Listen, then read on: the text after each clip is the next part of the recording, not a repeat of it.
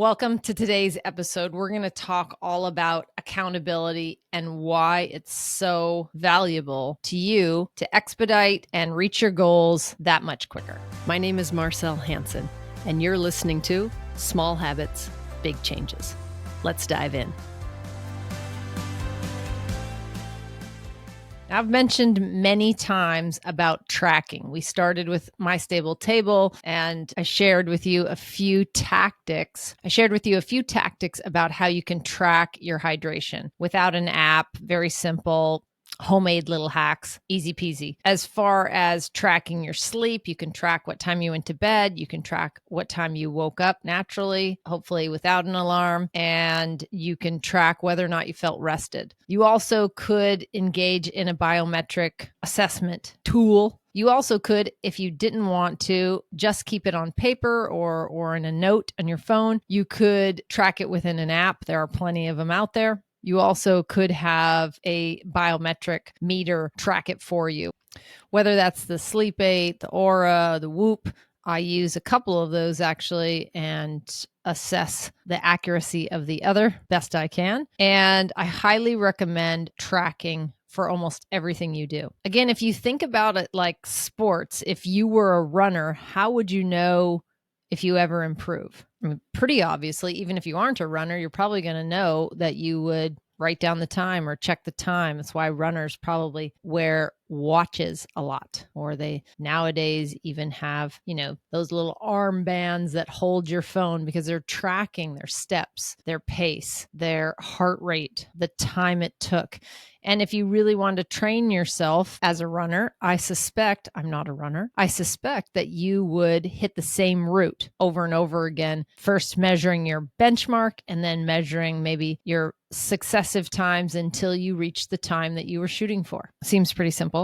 I think it's the same for all sports. If you were a baseball player, there are easy stats that are kept at any game that you go to, except maybe intramural. But even in high school, they kept stats on how many balls or strikes you get, how many base hits, if it was a single, a double, a triple, if there were people on base and you got runs batted in, RBIs. If you popped out, it usually they'll track where it went to, right? And who caught it. You also have a batting average. It's a pretty long-term macro shot of how well you will do at bat. The average like MLB, I'm not a huge baseball fan, but I imagine that hitting 1 out of 3 or a little bit better is actually great. I mean, those balls are coming at you at 100 miles an hour. So maybe having a 350 average is pretty good. Way back in the day, I played for the Southern California Women's Baseball League, and the pitches were not quite 100, thank goodness. They were right around 65 to 75, still pretty fast in my opinion.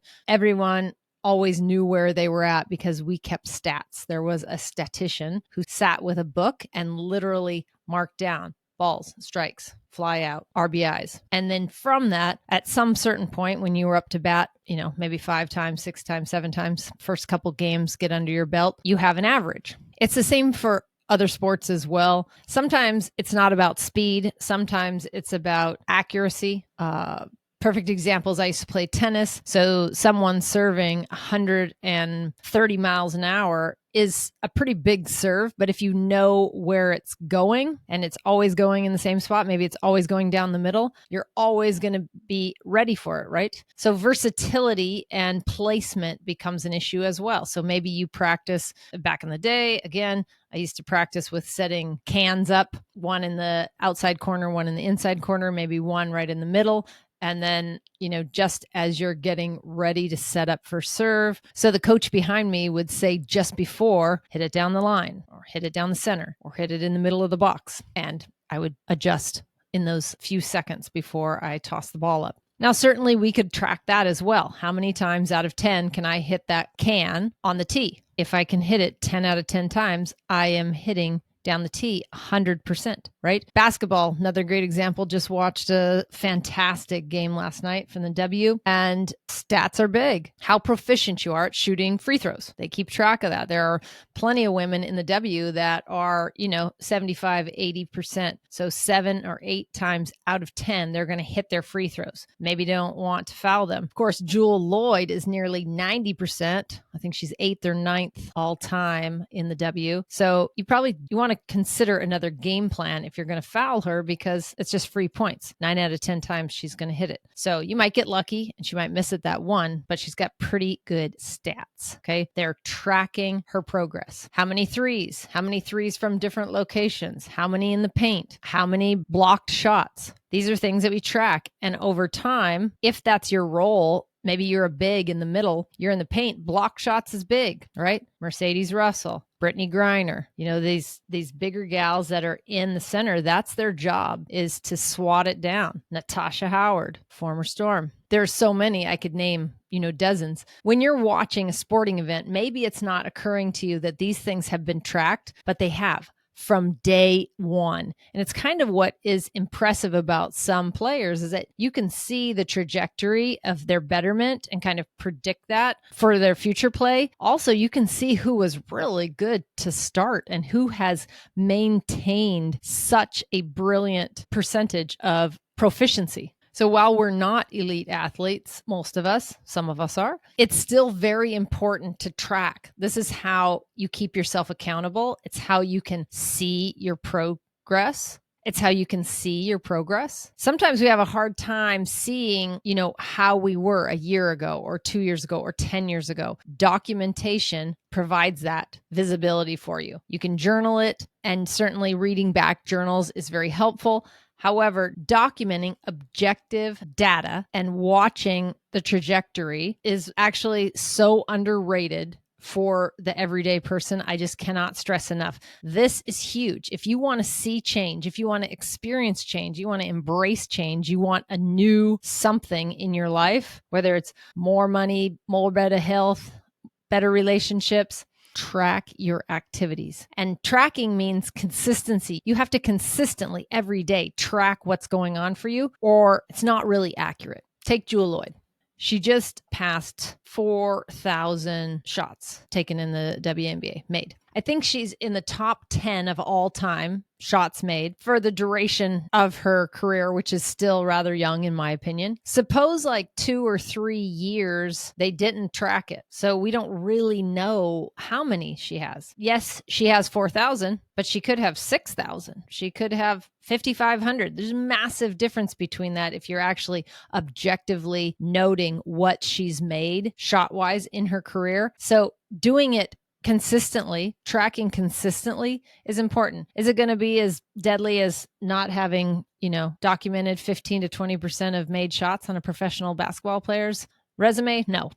However, to understand and really give yourself the best opportunity to see your growth, you need to document it every day, track it every day. I'm a huge proponent of having people in your life that know kind of where you're at, whether that's a therapist, counselor, or coach, whether it's a trainer that gets to see how you move each and every day or week, or even once a month. If it's an acupuncturist, if it's your naturopath, someone that sees you on a regular basis and preferably frequently. A massage therapist is a great one. Naturopath, you may only see once a year, maybe every 6 months. So a masseuse, acupuncturist, a trainer, these people, they see me every week, right? So they can see things about me that maybe I miss. Maybe my trainer sees that, oh, you're holding a little tension in your left shoulder or whatever, or a little less mobility. Usually I do know ahead of time just because I'm in tune with that. But if I weren't, it's fantastic to have outside eyes on me, right? And they do have a certain level of subjectivity, but usually in a professional realm, that's what they're looking for. Consistency, things that can optimize, and things that may hinder. So they're looking out for potential injuries. They're looking out to keep me moving safely and being healthy. So they're on my team, if you will. How I could do that completely on my own is I guess I could videotape myself walking to and from a mirror or something every single day, and I could review that and see how my gait is. Seems silly. I'd never even thought of that till just right now, but totally possible. I do a bunch of other metrics and keep track of them, whether it's blood pressure, whether it's O2, whether just had a VO2 max test done, whether it's my heart rate, my resting heart rate, my heart rate variability, my blood pressure. Just checked my triglycerides and cholesterol this morning on a lipids analyzer. Like there's a number of things that I can do. And I like keeping those biometrics from time to time because it's just interesting to me. However, the true tracking is in the consistency. And so not only do I do those once in a while, there are few that I do every single day, whether it's resting heart rate variability, my sleep, my strain, my recovery. I am checking those each and every day. And so they become a framework over time that allows me to see how much I should or shouldn't exert during the day. And not so much the should, but if I want to optimize my recovery, then I will have a heavier, more strenuous day. If I want to optimize my recovery, as in take advantage of the fact that I've just recovered from whatever strenuous activity I'd done yesterday or the day before, I've slept well, my heart rate variability's up, my resting heart rate is low, I'm feeling good, but to capitalize on that, I can go and exert myself to a greater degree today. Now, then tomorrow, I may not. I may need more recovery.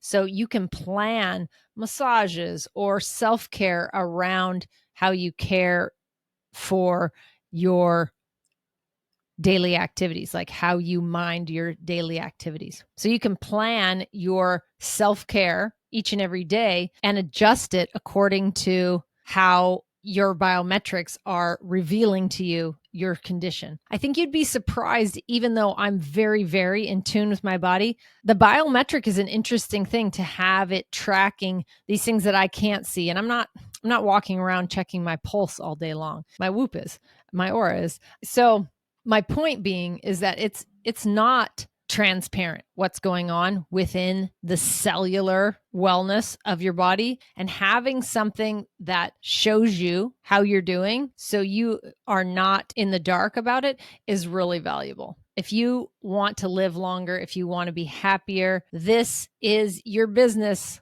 This is what you need to focus on, to mind, to grow. Your business is your body, your mind. And there are ways that you can be helped, whether it is a coach or a biometric meter or journaling. You can do other things that help you stay accountable and stay focused, or you can do it the old-fashioned way and write it all down. And it does take a little bit more time. You have to go through all of the steps of the measuring yourself each day. We have technology that can help us out now, and that does cut down on the daily time that it may take.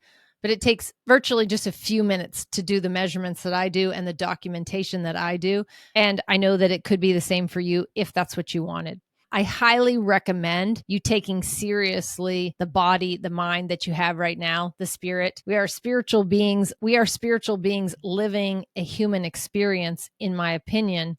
And we have a lot to give. We should be here for a very long time, feeling great, being active in our bodies, and being available to be of service to others. I hope this has resonated with you. If it has, fantastic. If you're struggling with a certain something that I may have said and you want more clarity, join our texting community. If you can text in the United States, it's absolutely free to you. There will never be a charge for it. The number is 206-483-2960. Text the word yes. You'll fill in just a couple questions, and then like your name and your age. And then those come directly to me. Alternatively, if you know someone who also wants to become more accountable for their actions and their growth, please consider sharing. If you have the option to hit the link here and send it off to a friend, that'd be fantastic. Until our next episode, pick one thing in your life that you're curious about, or that you've maybe never even thought of. Your resting heart rate, your blood pressure, your O2. Think of how you can measure that. Maybe you have a cuff that you can put on and measure it at home. A lot of people do. Nowadays, it's really simple. With a finger prick, you can test your cholesterol, you can test your blood glucose. Choose something and do it for a week, and do it at the same time of the day. Maybe 8:00 in the morning, you're going to check your resting heart rate. Maybe at noon, you're going to check, for someone else, maybe at noon, you check your blood glucose after lunch, right? Whatever it is. Maybe for some of you, you use alarms so you know what time you got up, but maybe you just clock the exact time you went to bed. I'd say that most people that I talk to are not as consistent, and you can track and see what time you're going to bed, give or take a little bit of wiggle room there. I know a lot of you use the scale and measure your weight. I'm not huge on that, just because fat and muscle have different composition, and you can weigh the same as the person next to you or be at the weight that you want to be at and have more fat versus muscle or more muscle versus fat. So I'm not a huge fan of just weighing yourself, but it's great. We do it once a week, weigh the cats, make sure that I'm consistently feeding them. And as they're getting older, they're not losing too much weight there. So I do it. I'm not fixated on it. We certainly don't do it every day. But if it's your only measurement, sure, do that. But pick a same time of the day that you're going to do it, maybe right before bed, maybe just out of the shower. Just pick a metric that you can stick with for 1 week that you're curious about and document it. And let me know. Shoot a picture of your journal. Send me any questions or inquiries you have to the texting community. And until our next episode, get tracking. Thank you so much for listening today. If you feel any part of this episode resonated with you, then please consider sharing it with a friend who may also find value in it. And remember to hit that subscribe button if you haven't already. And before you go, did you know we have a fantastic free text community? If you want more bite-sized health hacks and reminders delivered directly to your phone, absolutely free, then text keyword YES to 206-483-2960. Again, that's keyword YES to 206-483-2960. And we'll see you on the inside.